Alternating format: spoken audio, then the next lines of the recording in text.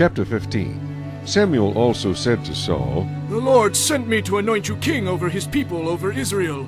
Now therefore heed the voice of the words of the Lord.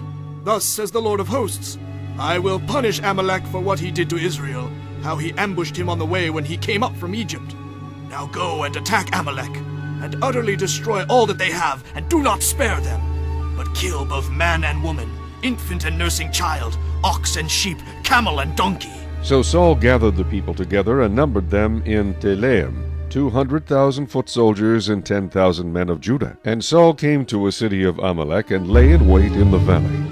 Then Saul said to the Kenites, Go, depart, get down from among the Amalekites, lest I destroy you with them. For you showed kindness to all the children of Israel when they came up out of Egypt.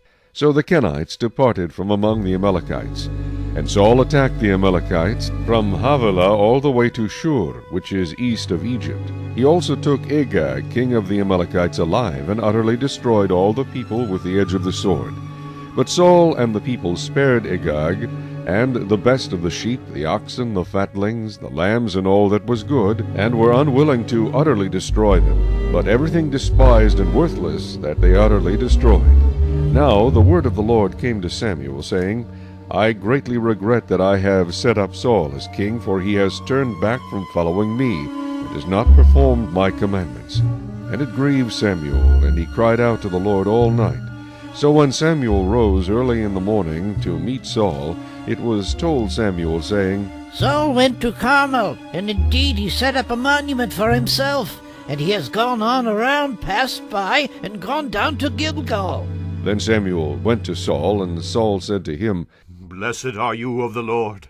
I have performed the commandment of the Lord. But Samuel said, What then is this bleating of the sheep in my ears, and the lowing of the oxen which I hear?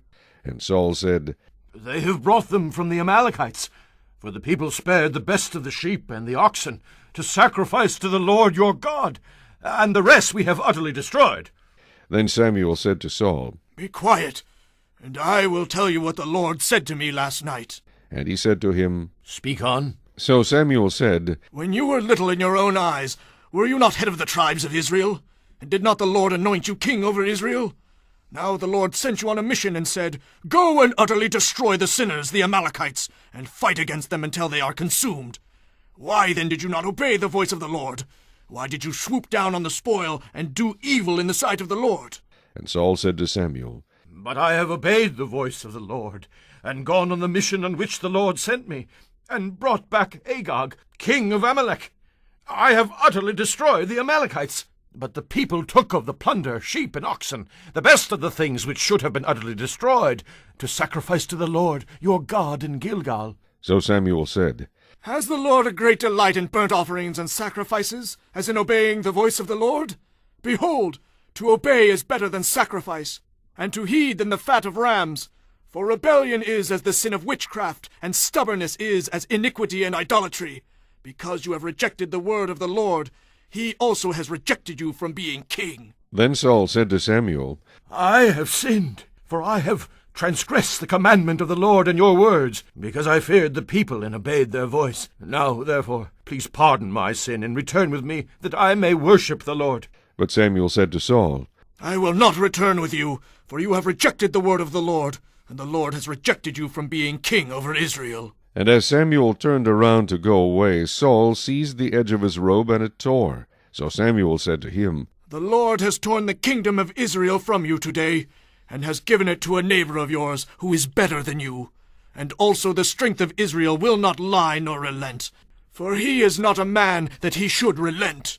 Then he said, I have sinned. Yet honor me now, please, before the elders of my people, and before Israel, and return with me, that I may worship the Lord your God.